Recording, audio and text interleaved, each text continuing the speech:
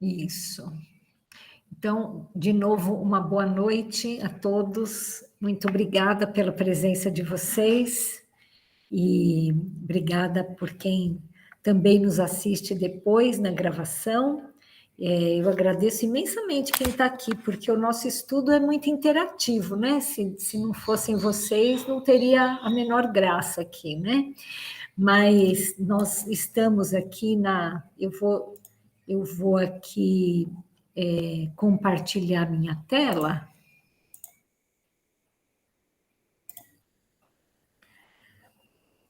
Ah, que bom que a tia voltou. Isso. Então, estamos aqui. Muito bom.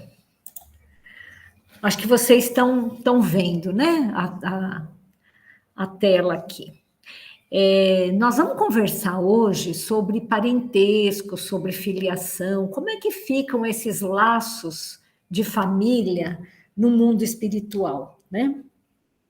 Começa na questão 203 do Livro dos Espíritos, onde Kardec pergunta para os espíritos: transmitem os pais aos filhos uma parcela de suas almas ou se limitam a lhes dar a vida animal, a que mais tarde outra alma vem adicionar a vida moral? E é muito claro para a gente a resposta, né? Assim, dão-lhes apenas a vida animal, a vida física, pois que a alma é indivisível. Um pai obtuso pode ter filhos inteligentes e vice-versa, né? Nós sabemos disso. Jesus, naquela passagem de Nicodemos, explica, né, que ninguém pode ver o reino dos céus se não nascer de novo. O que vem da água é água, né? O que vem do espírito é o espírito, né? A água naquela época era a materialidade, assim, era o sinônimo, era a figura da materialidade, né? Então, Jesus quis dizer exatamente isso, né? Os pais, eles podem transmitir aos filhos os seus caracteres hereditários, físicos, né? Mas a alma é algo que é Deus quem cria, né? E aí, ele pergunta na questão 204. Uma vez que temos tido muitas existências, a nossa parentela vai além da que a existência atual nos criou, né? E aí eu ainda gostaria de fazer, então ele pergunta isso, né? Será que os nossos parentes são muito mais do que aqueles que a gente conhece aqui na Terra? E assim, será que a nossa família, então, vai aumentando indefinidamente? Ou a nossa parentela espiritual é mais ou menos fixa? O que vocês acham assim? Vocês acham que a gente, a nossa família espiritual, ela vai aumentando à medida que a gente for reencarnando? Ou a gente tem um grupo e fica mais ou menos fixo naquele grupo? Que você acha, Vitor? Você acha que a gente vai aumentando a nossa família a cada encarnação? Eu acho que a gente vai tendo oportunidades reencarnatórias, né? Uhum. E aí a gente vai mudando, alternando. Então, o aprendizado ocorre nesse plano como no outro. E aí nós vamos nos reagrupando de acordo com a necessidade reencarnatória de cada um. Uhum. Então, a espiritualidade meio que programa alguns encontros, né, entre aspas, né, que a gente precisa ter aqui nessa encarnação. E aí, muitas vezes, inimigos, assim, sabe, mortais, acabam estando dentro da mesma família. Com certeza. E vai mudando, né? Essa parentela, assim, né? Sim, vai alternando. Agora, José, você acha que é uma coisa assim que a gente, dentro disso que o Vitor falou, que é verdade, né? Assim, a cada encarnação, Deus vai colocando, né, a espiritualidade vai colocando ao nosso lado pessoas que a gente tem que ter conhecimento, tem que ter relacionamento, né? Mas isso, assim, será que existem grupos que mais ou menos delimitados? Por exemplo, assim, né? Nós somos brasileiros, né? Nós nascemos aqui no Brasil e temos uma afinidade com esse local aqui, né? Será que isso é algo assim que esses grupos que vêm para reencarnar, eles são mais ou menos fixos, né? O nosso país, o nosso local, os nossos familiares, existe um núcleo para isso e que outras pessoas podem ir se agregando ou não? Isso é totalmente aleatório. O que você acha? Olha, eu acho que, no geral, sim, nós vamos cada vez mais nos agrupando. Porque quando a gente vai evoluindo espiritualmente, nós vamos nos afinizando cada vez mais com mais espíritos. Se a gente observar como fomos criados lá no mundo primitivo, o que a gente tinha inicialmente como amizade? Só ali, vamos dizer, se eu nascesse numa caverna, tá ali meu pai, minha mãe, meus irmãos, aquele grupinho ali, no primitivo. E isso você vai observando que vai aumentando. Uhum. E entra nessa que o Vitor falou também. De acordo com o que nós vamos levando na nossa encarnação, dependendo do comprometimento que nós vamos tendo com nossos irmãos, eles vão ficando junto com a gente até ter os acertos, né? Assim como uns podem sair por evoluir mais do que a gente, não ter mais a necessidade de estar juntos. Uhum. Existe esses tipos de troca. Existe também, até a gente sabe disso, que às vezes encarnar num grupo espíritos que vêm de um outro planeta, na questão de uma missão aqui na Terra, né? Mas espiritualmente falando, o nosso grupo familiar ele cada vez vai aumentando mais, na minha opinião. Dá a impressão que vai aumentando até abranger assim a totalidade, né? Que da gente se achar irmãos de toda a humanidade, né? É interessante isso, né? Vamos ver o que Kardec fala aqui. Deixa eu compartilhar aqui com vocês de novo.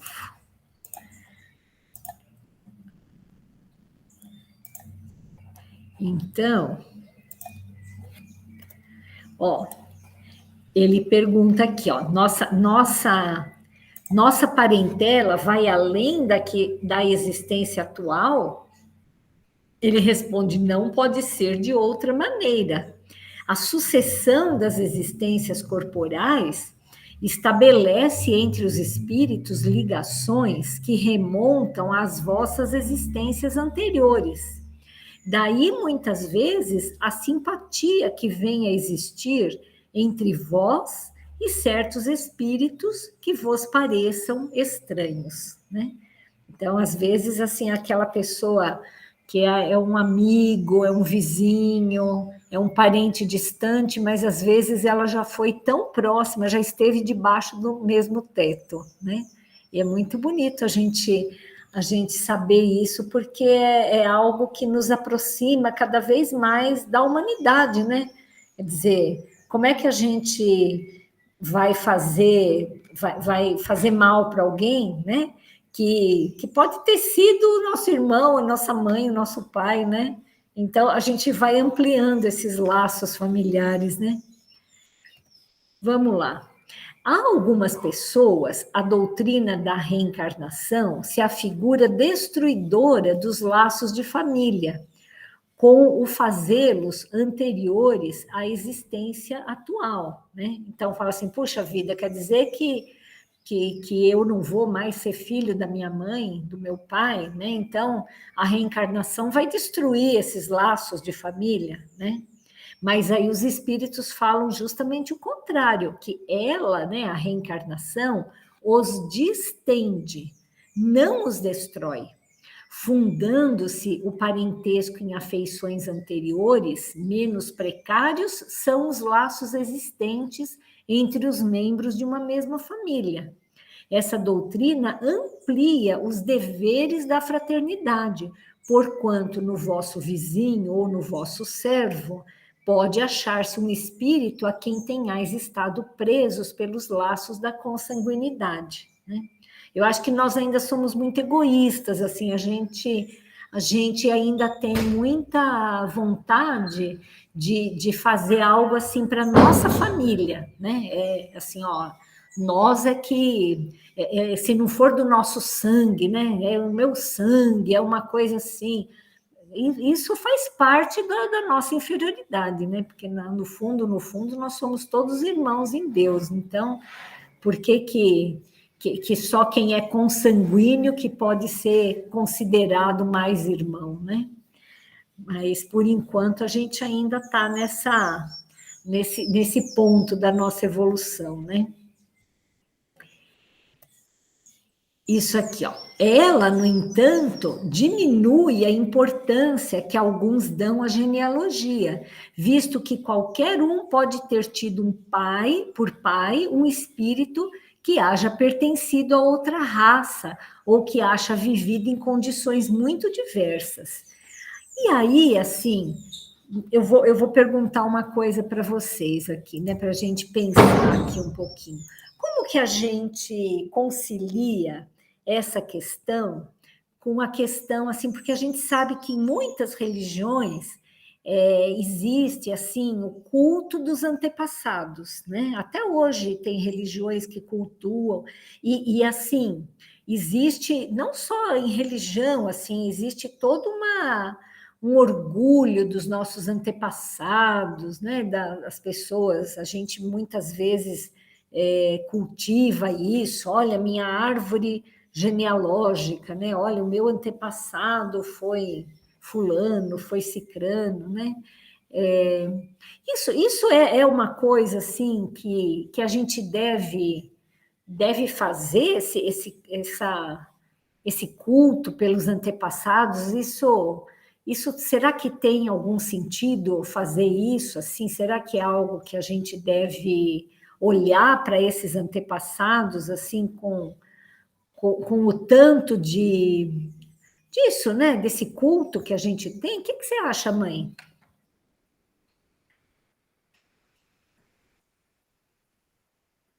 Mãe, abre o seu microfone para... Fale você então, pai, até que a mãe consiga abrir o microfone. Vocês não estão conseguindo abrir aí? Benedito?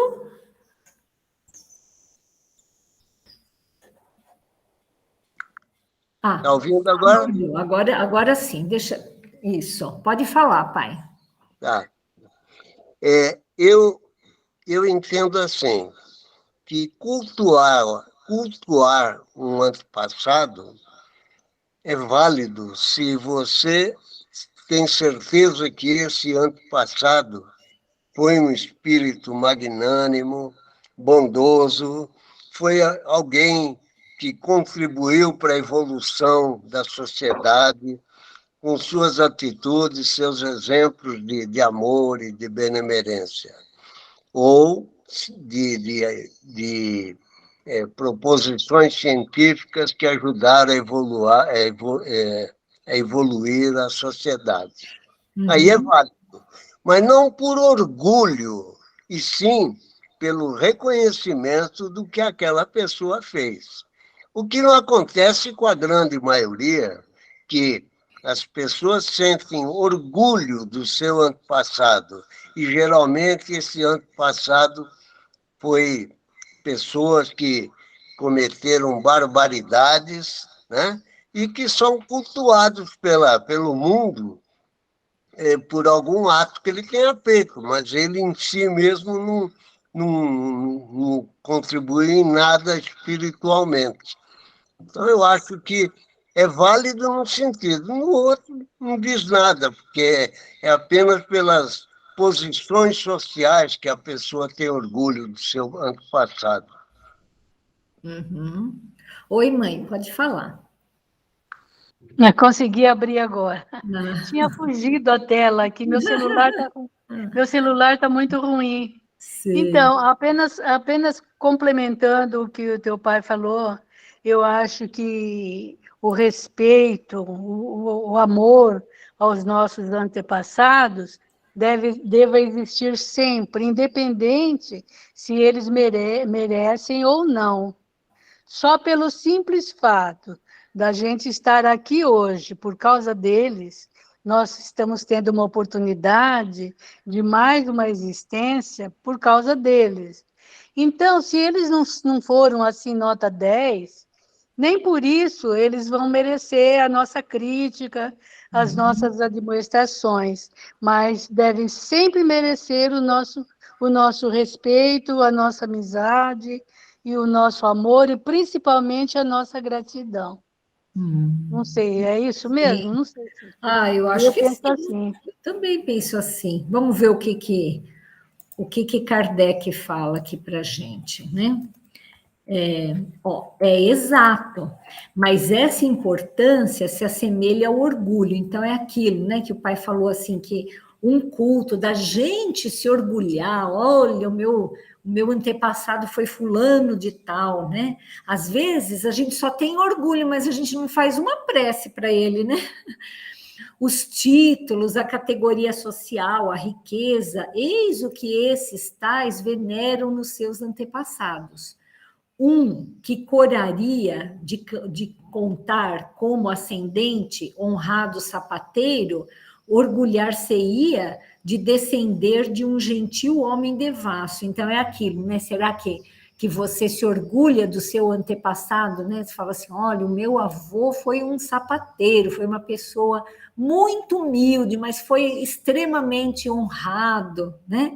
Às vezes, assim, as pessoas que contam dos antepassados, né? Porque foi o duque, não sei das quantas, foi o isso, foi aquilo, né? E às vezes não foi uma pessoa assim muito cristã, né? Digam, porém, o que disserem ou façam o que fizerem, não obstarão a que as coisas sejam como são, que não foi consultando-lhes a vaidade que Deus formulou as leis da natureza, né? Mas eu concordo, inclusive ele pergunta exatamente isso, mãe, ó, do fato de não haver filiação entre os espíritos dos descendentes de qualquer família, seguir-se-á que o culto dos avoengos, né, dos avós, seja ridículo, e ele fala que não, exatamente isso, né, de modo algum. Todo homem deve considerar-se ditoso por pertencer a uma família em que encarnaram espíritos elevados. Se bem os espíritos não procederam uns dos outros, nem por isso menos afeição consagram aos que lhes estão ligados pelos elos da família, dado que muitas vezes eles são atraídos para tal ou qual família pela simpatia ou pelos laços que anteriormente se estabeleceram. Mas ficais certos de que os vossos antepassados não se honram com o culto com que lhes tributais por orgulho. Em vós não se refletem os méritos de que eles gozem, senão na medida dos esforços que empregais por seguir os bons exemplos que vos deram. Somente nestas condições que lhes é grata e até mesmo útil a lembrança que deles guardais. Então, assim, é interessante isso, né? Assim, porque, na verdade, a gente precisa lembrar mesmo dos nossos antepassados por esse sentimento de respeito, né? De amor, de consideração, de carinho, né? Eu acho que eles sentem isso, né, tia Florinda? Com certeza os nossos antepassados que já estão no mundo espiritual, é possível que eles tenham um carinho muito grande, assim, quando é como você é aqui na Terra, né? Você lembra de alguém, você liga para essa pessoa, manda um abraço para ela, sem dúvida alguma ela fica feliz, né? Oi, tia, pode falar, querida. Muito bacana, né? A gente mandar um recado, uma mensagem, assim, pondo a pessoa lá para cima, né? E ela, nossa, ela fica feliz só de ver ali a mensagem, como eu fico também, às vezes, quando eu vejo mensagens bonitas. Então, eu digo para você assim, e eles estando encarnados, Elaine, porque a gente não fica só no plano espiritual, chega uma época que reencarna, né? E eles recebem essas orações. Olha que pergunta interessante, tia. O que vocês acham? O que você acha, Benedito? Se a gente ora por alguém que foi o nosso antepassado e ele já está reencarnado, será que de alguma forma ele recebe isso? O que você acha, bem? Eu acredito que sim, porque uma prece é como a gente mandar um presente para uma pessoa, né? E não importa onde que ela está morando, né? Se ela está encarnada ou desencarnada, né? A gente manda um presente, manda aquele sentimento, aquela coisa bonita para a pessoa, né? Então aquilo vai chegar até ela onde ela estiver. Eu acho que estar encarnado ou não é um detalhe secundário aí, né? Quer dizer, sempre é interessante a gente orar pelos nossos antepassados, né? Em sinal de reconhecimento, em sinal de amor, em sinal de, né, que a gente deseja a eles que eles estejam bem, né? Mas não apenas por eles serem da nossa parentela, né? Consanguíneos nossos, mas por serem nossos irmãos em Deus, né? Oi, pai. Pode abrir seu microfone e falar, pai. Eu tinha esquecido. Isso que o Benedito falou me faz lembrar que o inverso também é válido. A pessoa, ou parente ou não parente, que no passado tenha feito alguma coisa errada que prejudica pessoas aqui no presente, elas também devem receber os sentimentos e as vibrações negativas que aqueles atos dela provocam. E é por isso que a gente tem que evitar sempre de fazer as coisas erradas, fazer sempre o mais correto possível, não só para que tenhamos resultados bons no presente, mas como no futuro. Ninguém vai ficar vibrando mal para a gente porque a gente que provocou isso, aquele problema. É muito, muito interessante. Você sabe, pai, que isso que você falou me fez lembrar de um livro que eu li sobre a redenção de Pôncio Pilatos. O próprio Mestre Jesus foi buscá-lo, né? Porque Pilatos, além de tudo que ele fez, ele se suicidou, né? Ele morreu através do suicídio.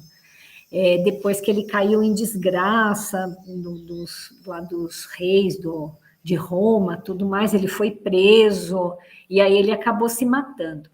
E ele sofreu muito no mundo espiritual, sofreu muito, muito, muito, né? E o próprio Jesus foi resgatá-lo e se comprometeu, assim, a acompanhá-lo nas suas próximas jornadas. E aí Jesus explica isso para os espíritos, né, que ele designa um espírito de uma capacidade muito grande para acompanhar, e ele fala, olha, esses irmãos que estiveram diretamente envolvidos na minha desencarnação da Terra, eles precisam ser acolhidos com mais carinho ainda, porque a humanidade toda vai vibrar contra eles. Então, eles vão ter a dificuldade maior do que qualquer outra pessoa. E aí a gente lembra, né, assim, que Judas, Pilatos, eles são sempre lembrados como traidores, como pessoas ruins, apesar de hoje eles já serem espíritos muito mais evoluídos que nós, né?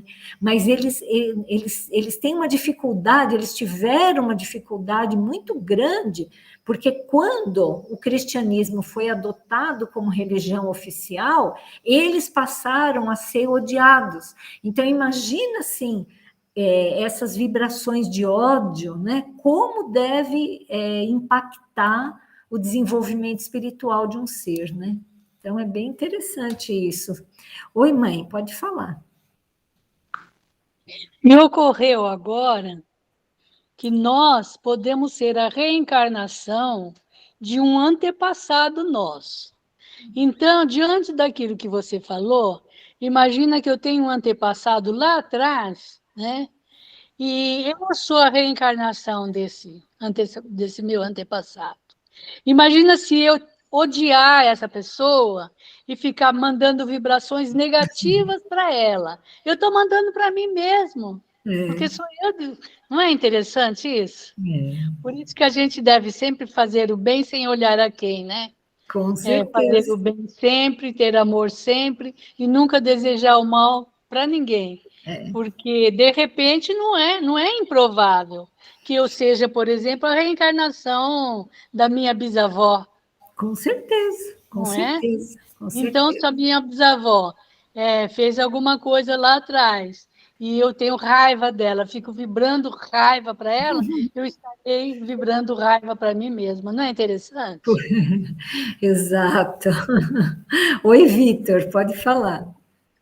Isso que a dona Lourdes falou é tema de um livro, hein? De Volta para o Futuro poderia ser um tema, hein? É verdade, Vitor, é muito legal. Você quer falar mais alguma coisa? Não. Bom, vamos dar sequência, então, aqui. É bem isso mesmo, viu? Por isso que a gente tem que ajudar com bons pensamentos, né? Todos os nossos... todos aqueles que nós conhecemos, que já estão no mundo espiritual, sendo ou não da nossa família próxima, né? Porque ele poderia ser da nossa família mesmo, né? Consanguínea, né?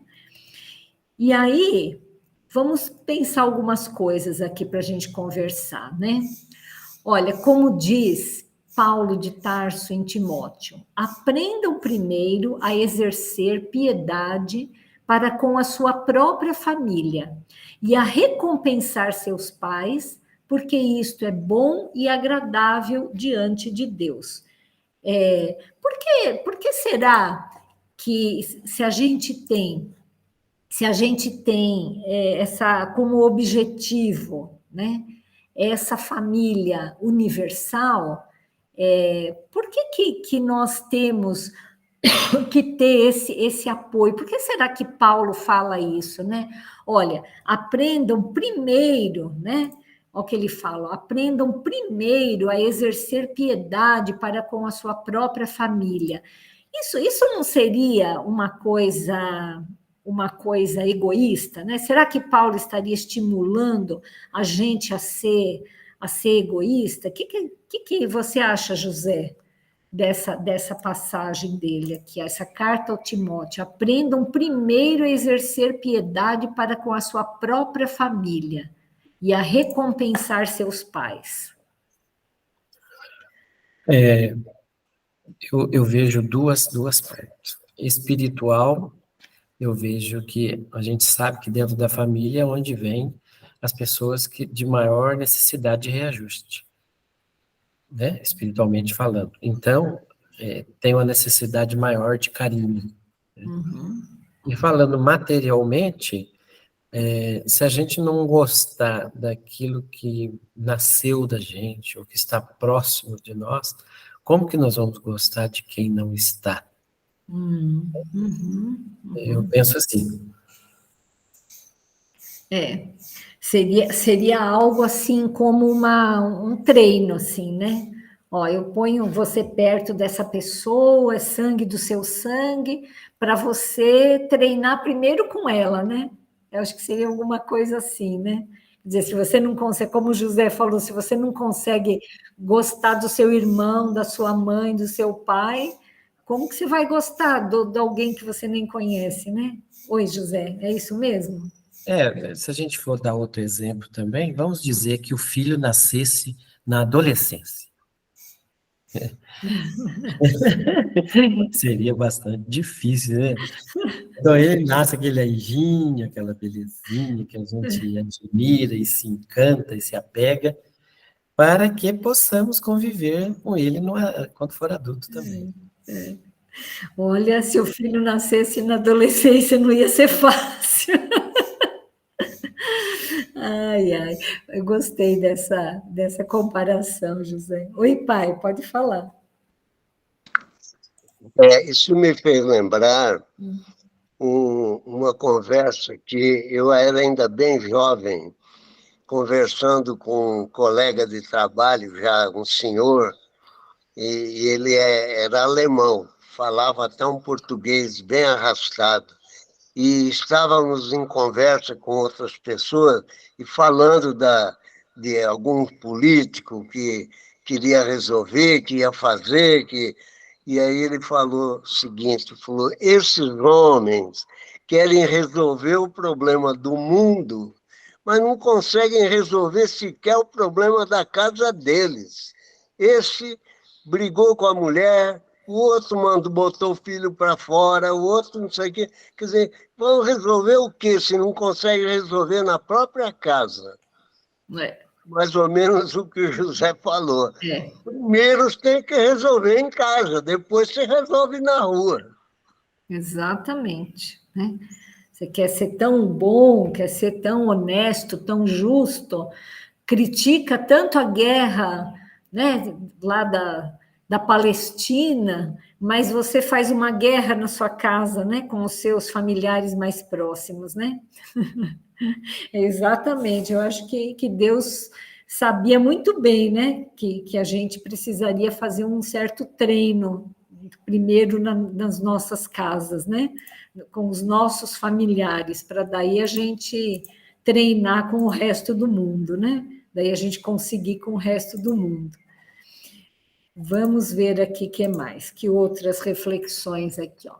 O homem e a mulher surgem no mundo com tarefas específicas, que se integram, contudo, num trabalho essencialmente uno, dentro do plano da evolução universal.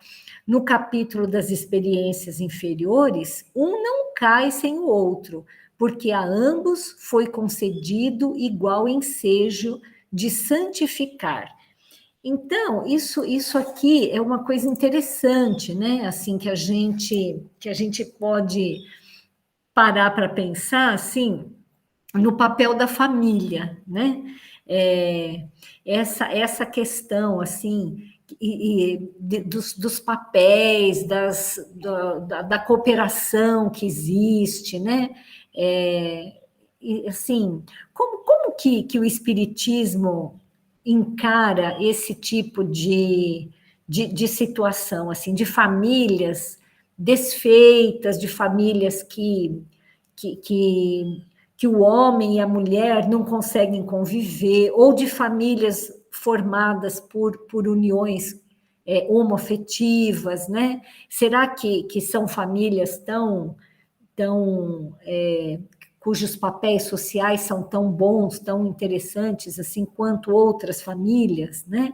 Como que a gente vê isso, Benedito? Assim, esse papel do homem, da mulher, ou o papel da família, considerando outros tipos de ligações, né? Será que são, do ponto de vista espiritual, e também pode colaborar para a evolução individual dessas pessoas? Eu acho que, olhando do ponto de vista espiritual, a gente não deve se prender muito a estes rótulos que nós humanos damos. Ah, é homem, mulher, um casamento bem-sucedido, aquele casal se separou, né? Agora aqui tem 2 homens morando juntos, criando um filho, lá tem 2 mulheres, né? Aí estão todos os códigos humanos, né, que nós inventamos e todos os nossos preconceitos, as nossas prevenções, né? Então a gente acha que só aquilo que é parecido conosco é que é o correto, que está certo, né? Acho que essa é uma limitação, né, de análise, né?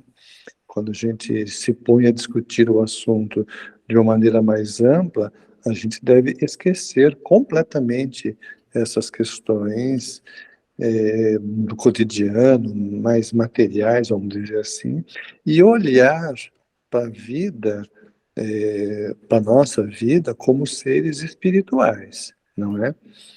E aí, neste sentido, acho que todas as experiências são válidas. A gente pode aprender em todos os momentos da vida, em todos os papéis sociais que a gente venha a desempenhar, né? Então, eu acho, nesse sentido, uma evolução, não é? O que nós estamos vendo ultimamente, né? Assim, as famílias estão se recompondo, né? Antigamente, assim, um casal não se dava bem, mas um tinha que aguentar o outro até a morte, porque não tinha jeito, né? Hoje não, hoje as pessoas escolhem até que ponto elas querem ficar com aquela pessoa, até que ponto não compensa e termina um relacionamento e vai começar outro, né? Veja, não estou aqui fazendo propaganda de divórcios de maneira alguma, só estou dizendo que a gente pode ter uma visão mais ampla, né, para entender as coisas, né? Porque o mais rápido é a gente começar a julgar, né? Ah, imagina que está errado, que está certo, porque se casou tinha que ficar até o fim, porque não sei o quê, homem com homem não pode, mulher com... A gente começa a julgar as pessoas, né? Então aí eu acho que já é uma restrição de análise.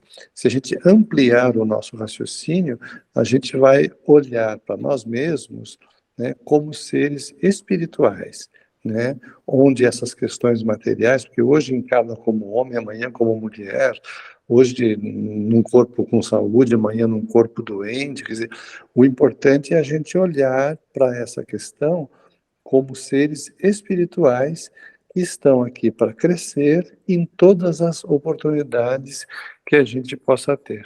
Uhum, uhum, uhum. Será, Vitor, que é dentro dessa ótica que a gente olha o que não pode, como é? Não separeis o que Deus juntou, assim, como é que fica essa máxima, assim, dentro disso que o Benedito falou? Eu concordo plenamente com o Benedito, viu? E lembrando da reunião anterior, né, falando das alternâncias, as alternâncias, né, que a gente alterna, inclusive o gênero. Então, muitas pessoas, né, até que agridem, por exemplo, homossexuais, às vezes eles, tipo, projetam naquela pessoa aquilo que eles acham, sabe, o tic-teco fica brigando dentro da cabeça deles, né? Ah, ele acha errado e tal, e tal, e tal, e acaba batendo em uma pessoa, mas, na verdade, ele queria, tipo, exterminar aquilo que ele sente, né? Então, isso tem a ver muito com o que a gente está falando nesse momento e continuando, né, com o que foi falado na reunião anterior. Certo, muito bom, muito bom. Oi, pai, pode falar. Eu concordo com o que o Benedito falou, acho que procede isso, é bem lógico. Mas isso me fez lembrar de uma historinha muito interessante que uma vez eu escutei lá no centro do Chico, ainda no tempo que era lá no Paris. É o seguinte, que havia um casal que brigava às turras, brigava dia e noite, aquela encrenca, quase que se agrediam, e às vezes até se agrediam, e a vizinhança vivia preocupada com aquela briga, achando que qualquer hora ia ter que chamar a polícia. E passou um tempo, eles pararam de brigar, não brigavam mais. E os vizinhos falaram, o que aconteceu? Sabe que um matou o outro aí, silêncio, né? E alguém, então, pegou e foi lá perguntar para a mulher lá. Falou, escuta, o que aconteceu? Tudo bem aí? Falou, tudo bem, tudo bem.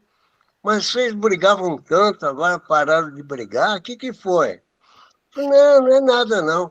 É que nós começamos a frequentar um centro espírita e aprendemos aí que a gente, quando não se entende, que a gente briga, porque é problema de vida anterior e a gente tem que dar um jeito, porque se a gente não der um jeito, vamos continuar brigando até morrer e depois, quando a gente reencarnar, vai ter que casar de novo, porque senão não tem...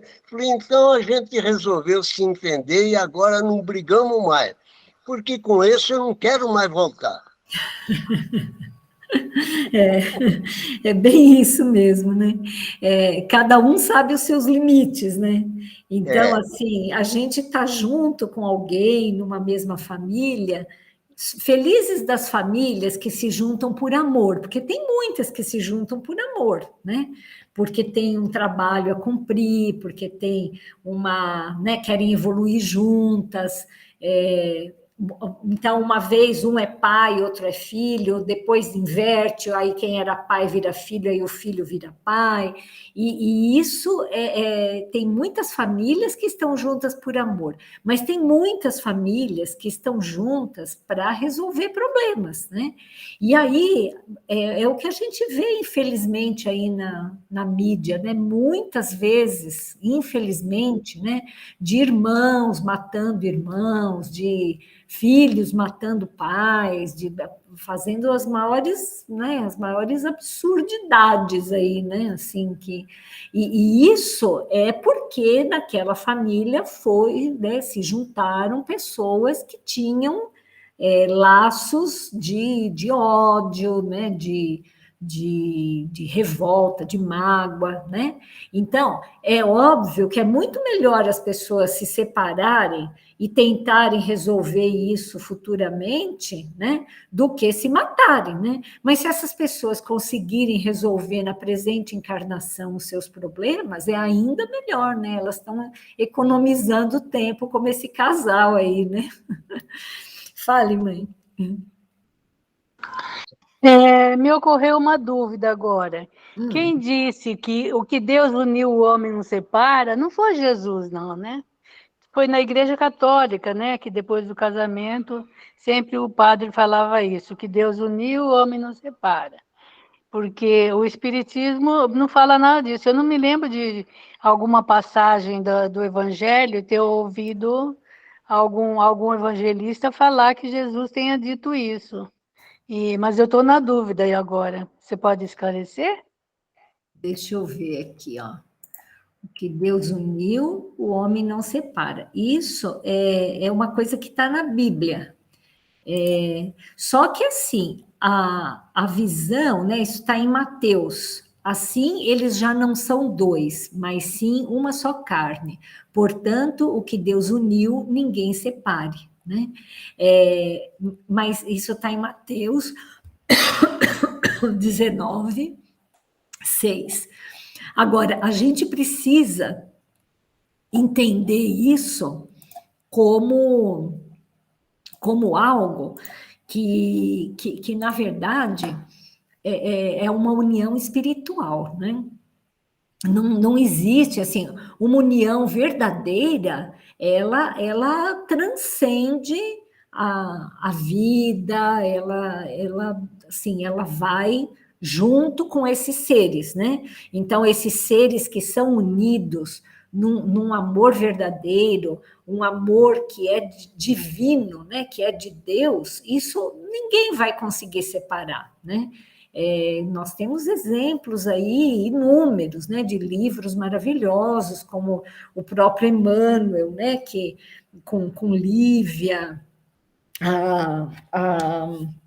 depois no livro 50 anos depois, é a história de Célia, né, que é uma patrícia, uma romana, que é filha de um alto funcionário de Roma, e ela se apaixona por um escravo, né? Então, assim, todo livro narra essa problemática daí, né?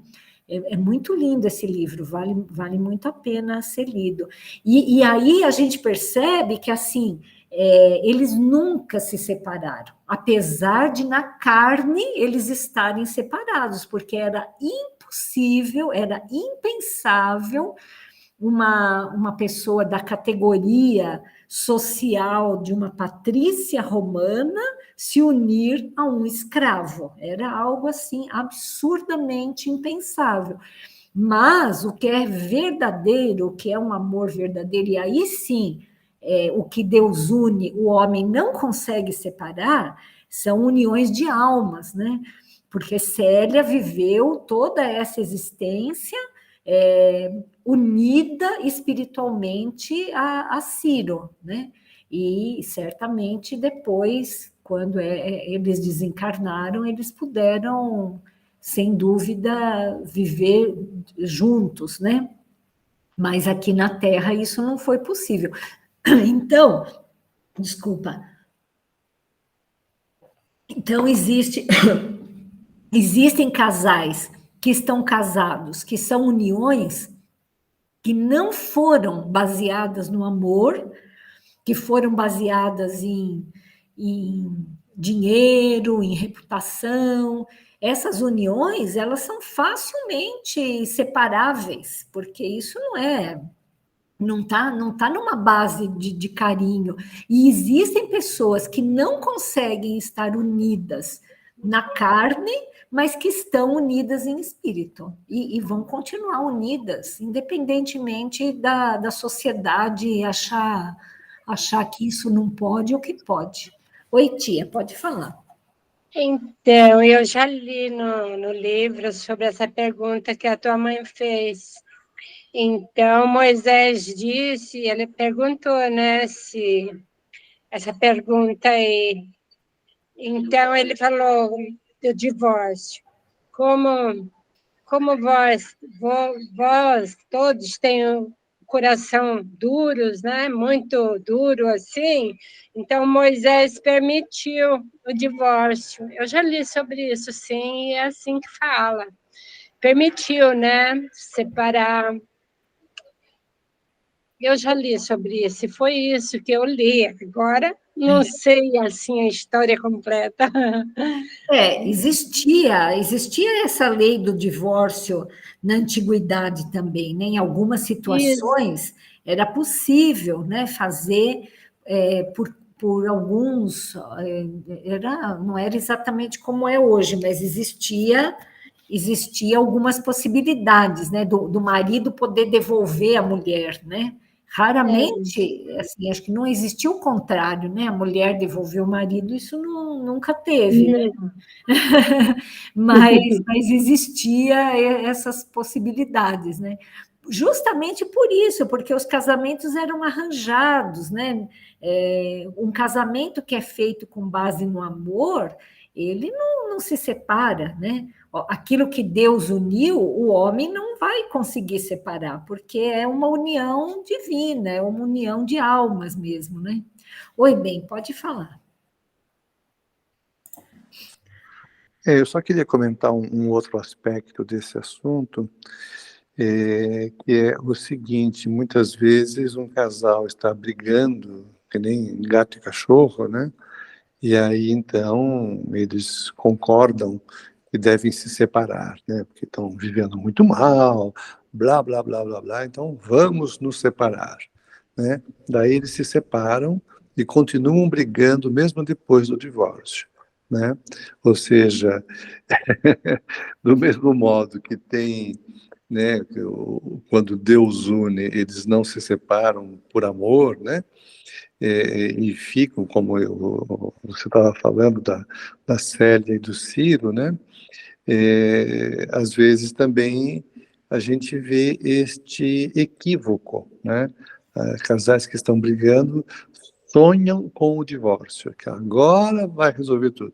E é, muitas vezes, uma ilusão, né? Eles continuam brigando, um continua fiscalizando a vida do outro, e bota os filhos no meio e tal, e eles não param de brigar, né? Então, também tem esse lado. Exatamente, é muito interessante isso que você falou. Quer dizer, como acho que foi o Vitor que lembrou esses dias aqui que o Chico falava, né, Vitor, assim, que o ódio é o amor que ficou doente, né? O amor que adoeceu, né? Eles não conseguem ser felizes no amor, mas não conseguem se separar, né? Então é aquele amor que adoeceu, né, Vitor? Sim, sim. Então, o Benedito me fez lembrar que às vezes separa, continua ainda, né, com as farpas, mas eu já ouvi falar, tem festa de casamento, tem festa também de divórcio, já ouvi falar também. E uma coisa interessante que aconteceu esses dias atrás, lá no trabalho, né, uma pessoa ia ter água cortada, e aí ela entrou em contato que ela não tinha condições, ela contou a história dela, que o marido era muito agressivo, ela com um filho autista, e o menino, ele só ficava naquela casa e na casa da mãe dela, não ficava em nenhuma casa. E naquela noite eles tinham separado, ela estava até com uma medida protetiva, né? E ele foi, chegou na casa e machucou ela, então ela estava desesperada, ela não sabia o que fazer, né? E aí passou o tempo, ela deu uma acertada na situação, ela ficou um tempo com a mãe dela, que ela falou, e aí ela voltou, e aí o pai, né, o ex-marido dela, pediu para ver o menino, que o menino assim, o pai é o herói dele, sabe, 4 ou 5 anos, não sei. E aí a cachorrinha, ela chora em sinal de solidariedade, quando do vizinho late, ela chora aqui também. Então, aí o que aconteceu? Ela foi me falar assim, olha, eu queria até tirar o meu nome dessa casa, que eu estava com a minha mãe já estava outra situação, sabe? Deu uma aliviada. E aí o pai queria ver o filho, ela trouxe o menino para o pai visitar, né? E naquele ambiente, na casa. E ele atropelou um cachorro de moto. Ele sofreu um acidente, ficou todo, sabe, ele não conseguia se mover, estava na cama, e aí eu falei, olha só a oportunidade, né, que está tendo, né? Ela falou, pois é, e eu estou tratando dele com todo amor e carinho, e ele chegou a me dizer, olha, meu bem, não falou meu bem, olha, você, depois de tudo aquilo que eu fiz para você, ainda você está cuidando até das minhas necessidades básicas, né? Aí ela falou, pois é, olha que oportunidade que teve na mesma encarnação, né? Você vê? Tem umas histórias assim muito tocantes, não, Vitor? Que realmente essas são as verdadeiras famílias espirituais, né? Que ela provavelmente assim, ela nessa mesma encarnação, ela não conseguiu ser a esposa, mas ela está sendo a mãe, né? Que está educando agora, né? Sim, sim. É muito, muito bonito isso. Bom, acho que tem mais uma. Vamos ver aqui as outras proposições que eu coloquei aqui, que todas elas. Aí eu vou pedir para alguém comentar rapidamente alguma, tá bom? Vamos ver aqui, ó. Vocês estão vendo aqui? Ó, bem, não, desculpa. Aqui, proposições. Nossa, aqui. Isso, ó. Quem é minha mãe e quem são meus irmãos? E estendendo a mão para os discípulos, Jesus disse: Eis minha mãe e meus irmãos, pois todo aquele que faz a vontade do meu Pai que está nos céus, Esse é meu irmão, minha irmã e minha mãe. José, comenta alguma coisa sobre isso para a gente. Jesus aí está se referindo à família universal, né? Nós somos todos uma família só. E vamos ser mais família ainda quando todos fizerem a vontade do meu Pai. Uhum. Aí vamos estar totalmente integrados numa família universal, né? Quando formos espíritos puros. Sem dúvida, sem dúvida. Imagina que coisa linda, um mundo assim, né? Que todos são meu pai, minha mãe e meus irmãos, né? E aí tem outra aqui, ó. E eles disseram: crê no Senhor Jesus Cristo e serás salvo, tu e a tua casa. Isso daí, assim, para a gente. Será que a gente se salvando, a gente crendo em Jesus, a gente consegue salvar até a nossa casa, mãe? O que você acha isso? Você acha que uma. Né, porque ele fala aí, olha, se você crer em Jesus, você será salvo, você e a sua casa. Qual que é o papel de uma pessoa se salvar? Será que ela consegue arrebanhar as outras?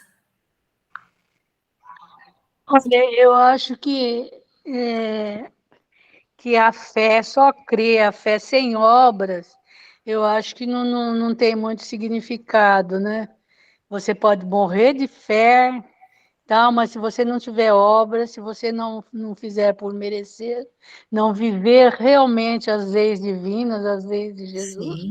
eu imagino que você não vai salvar nem você nem sua casa. A sua casa é no sentido assim dos seus descendentes, Na sua família. da sua família, né? Porque Mas eu aqui acho que esse crer que ele fala aqui é assim: viva de acordo com o Evangelho, viva de acordo com Jesus. E aí você sim, eu salvará acho você e sua casa.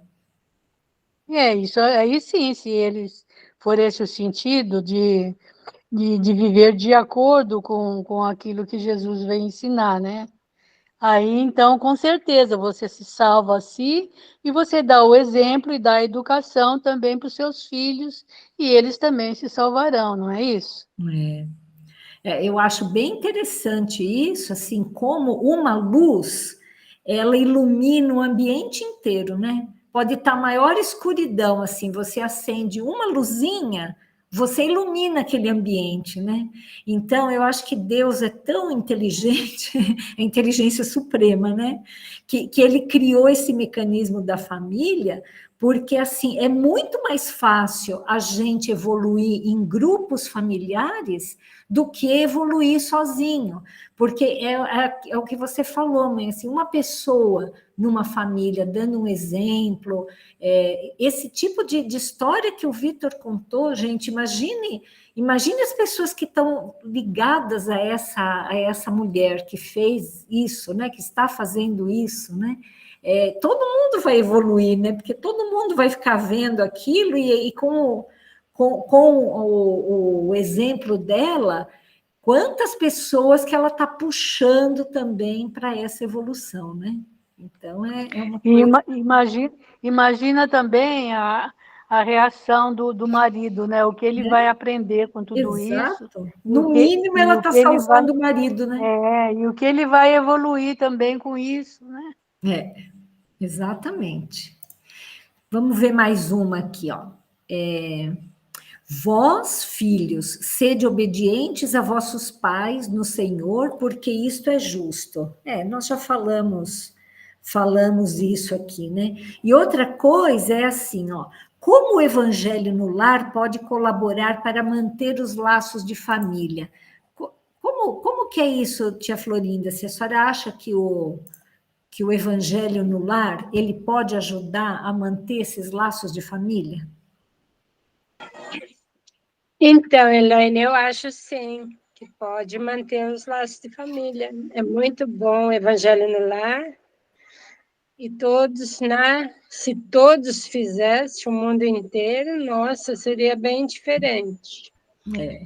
E ajuda muito, tanto do lado espiritual como do lado material. Consegue manter os laços de família até espirituais, né? Porque muitos espíritos desencarnados da nossa família, eles aproveitam esse momento. Aproveita esse horário e vem, né? A gente deve pedir permissão, né? Se quem queira vir também, né? Então, está aberto para todos aqueles que têm vontade de aprender. É muito gostoso isso, né? Assim, é muito bom. E onde dois estiverem reunidos, Deus está ali, né? Exatamente. 2 ou mais.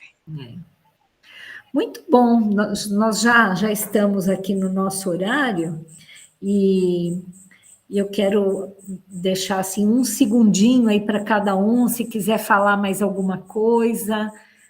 Mãe, você quer falar mais alguma coisa sobre esse assunto, rapidamente?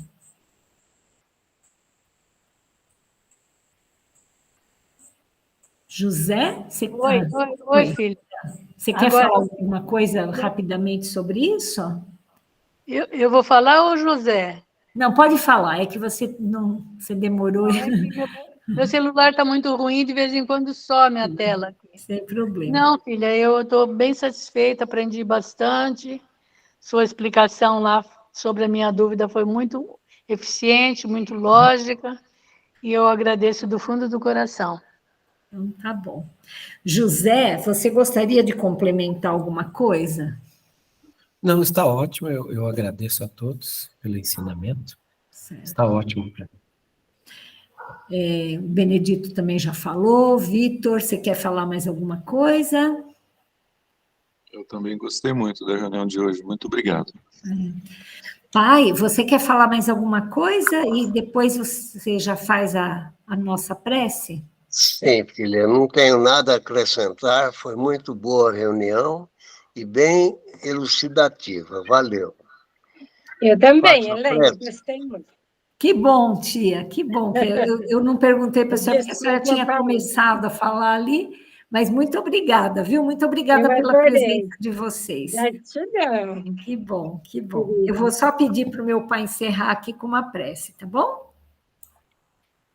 Tá bom, então vamos concentrar o nosso pensamento, voltar a nos concentrar e pensar na espiritualidade para agradecer a Deus, a Jesus e a toda a espiritualidade que nos assistem nesses momentos e nos possibilitam ampliar os nossos conhecimentos sobre as condições melhores que podemos viver nesta vida e preparar o nosso caminho para a nossa evolução espiritual. E, em sinal de agradecimento, vamos pedir a Deus que nos permita possamos estar reunidos na próxima semana e dar continuidade a esses estudos. Pai nosso que estás nos céus, santificado seja o vosso nome. Venha a nós o vosso reino, seja feita a vossa vontade, assim na terra como no céu. O pão nosso de cada dia dá-nos hoje. Perdoai os nossos erros, assim como perdoamos aos nossos semelhantes. E não nos deixes cair em tentações, mas livra-nos de todo mal, que assim seja. Uma boa noite a todos, um bom fim de semana e fiquemos em paz. Uma ótima noite para vocês todos, muito obrigada pela presença. Bom final de semana a todos. Até a próxima, se Deus quiser. Até a próxima. Boa noite. Ficam com Deus.